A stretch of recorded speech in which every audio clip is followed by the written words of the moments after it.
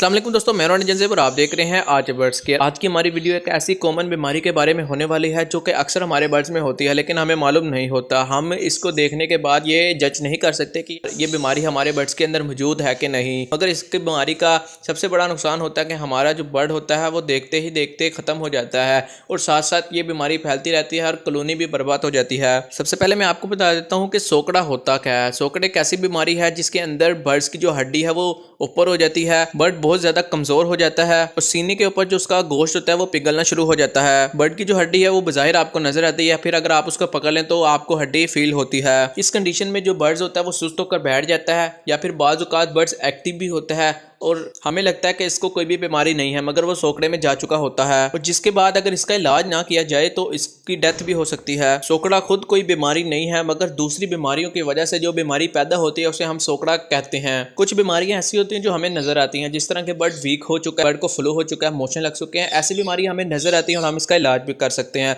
मगर कुछ बीमारियां ऐसी होती हैं जो हमें नजर नहीं आती, जिस तरह के अगर बर्ड्स के बच्चे के पेट के अंदर कीड़े हों तो वो हम नहीं दे सकते। बर्ड्स खाएगा भी और ड्रॉपिंग भी करेगा मगर हमें मालूम नहीं होगा कि बर्ड के पेट के अंदर कीड़े हैं। इसका नुकसान ये होगा कि बर्ड्स के जो पेट के अंदर कीड़े हैं वो बर्ड की जो फीडिंग है उसको जिस्म के ऊपर लगने नहीं देगा, यानी कि बर्ड जो भी खाएगा उसको उसका फायदा नहीं होगा। कीड़े खून भी चूसेंगे और जो अंतरियां होती हैं बर्ड्स की उनको भी चूसेंगे और कासी किस्म के जो मसाइल हैं वो पेश आ सकते हैं। तो इस वजह से भी बर्ड जो है वो सोकने में आ सकता है। या फिर हम कह सकते हैं कि हमारे बर्ड्स का कोई भी अंदरूनी अज़ा अगर वो डिफेक्ट हो जाए तो फिर भी हमें सोकड़े की बीमारी का सामना करना पड़ सकता है। अक्सर औक़ात क्या होता है कि हमारा जो बर्ड्स है वो सुस्त होकर बैठा होता है, हम उसको चेक करते हैं, बुखार वगैरह भी नहीं होता, कोई भी किसी किस्म की बीमारी नहीं होती उसे, मगर उसे सोकड़ा होता है जिसकी वजह से वो सुस्त होकर बैठा होता है। हम उनको मल्टीविटामिन भी देते हैं, सॉफ्ट फूड भी डेली रूटीन पे दे रहे होते हैं मगर फिर भी उसकी जो ग्रोथ होती है वो रुक जाती है। एक बीमारी होती है जिसको हम आयरन स्टोरेज डिजीज कहते हैं। इस बीमारी के अंदर बर्ड उनसे लंगड़ा कर चलते हैं, फ्लाइंग के अंदर मसाइल आते हैं। ये इस वजह से होती है कि हम बर्ड्स को अक्सर मल्टीविटामिन प्रोवाइड कर देते हैं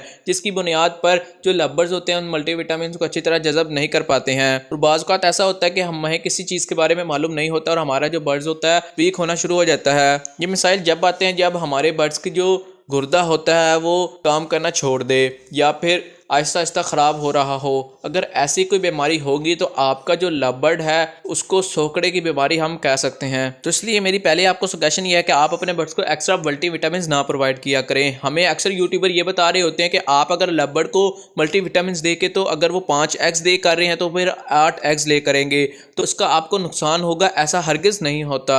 जो बर्ड ले करता ही 5 एग्स है वो 8 एग्स कैसे ले करेगा, इसका आपके बर्ड्स को काफ़ी ज़्यादा नुकसान होता है। तो इसलिए मेरी आपसे गुजारिश है कि आप उतनी ही मिकदार में अपने बर्ड्स को मल्टीविटामिन दें जितनी के उसके ऊपर लिखी होती है। अगर आप सोकड़े की बीमारी से बचना चाहते हैं तो आपको चाहिए कि आप अपने बर्ड्स की डीवॉर्मिंग करके रखें। अब डीवॉर्मिंग क्या होती है और कैसे करते हैं इसके लिए आप हमारी ये वीडियो देख लें। इसके अंदर आपको मुकम्मल तरीका बताया गया है डीवॉर्मिंग क्या होती है और कैसे आपने डीवॉर्मिंग करनी है अपने बर्ड्स की। अगर आपको शॉर्ट में बताया जाए तो एलोवेरा होता है, एलोवेरा का जो जेल होता है उसको आपने रात के वक्त पानी में भिगो कर रख देना है, सुबह के वक्त आपने उसको छान लेना है और आप अपने बर्ड्स को प्रोवाइड करें। ये डीवॉर्मिंग का बहुत बेहतरीन सोर्स है और नेचुरली तरीके से डीवॉर्मिंग हो जाती है।